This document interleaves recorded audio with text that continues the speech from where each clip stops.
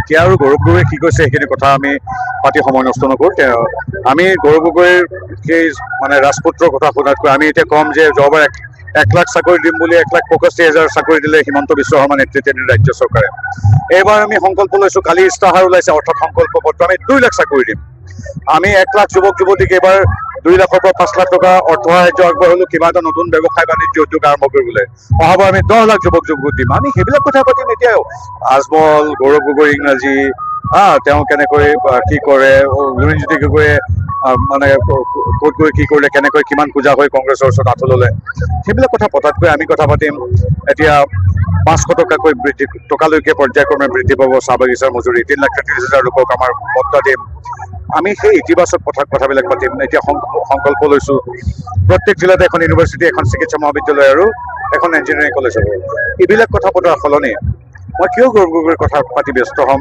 আৰু এইখিনিতে উল্লেখযোগ্য যে অৰুণোদয় আঁচনি যি কংগ্ৰেছে হিতাধিকাৰী আঁচনি বুলি বন্ধ কৰিব বিচাৰে, কংগ্ৰেছে বন্ধ কৰিব বিচৰা বা কংগ্ৰেছে দাবী তোলা অৰুণোদয় আঁচনি বন্ধ হ'ব লাগে বুলি কংগ্ৰেছে কয়।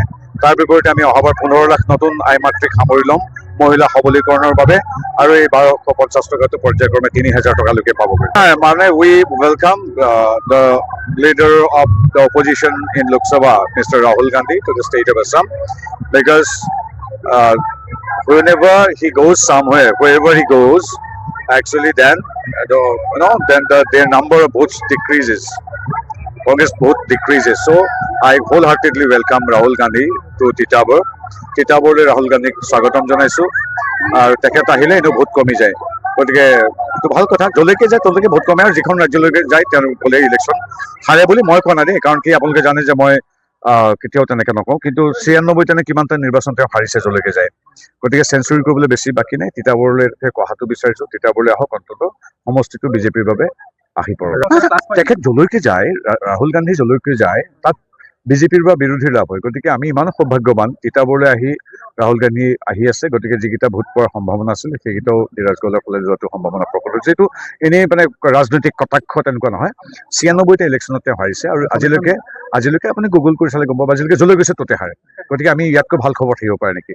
আৰু গতিকে আমি ৰাহুল গান্ধী যেনে তেনে আহক আমি বিচাৰিছোঁ, আৰু তিতাবৰটো 25 বছৰ পিছত উন্নয়নৰ খাতিৰত হিমন্ত বিশ্ব শৰ্মাৰ সৈতে, NDA চৰকাৰৰ সৈতে, আমাৰ মোদী ডাঙৰীৰ সৈতে তিতাবৰৰ এই বৃহত্তৰ আমাৰ ঐতিহ্যমণ্ডিত অঞ্চলটো চৰকাৰৰ সৈতে সংযুক্ত হওক। ৱেলকাম ৰাহুলজী। আপুনি বিচৰা বাতৰি পাব কেৱল নিউজ 18 এপত। নিউজ 18 এপ ডাউনলোড কৰিবলৈ স্কেন কৰক এই QR কোড। গুগল প্লে ষ্টৰতো পাব এই নিউজ 18 এপ।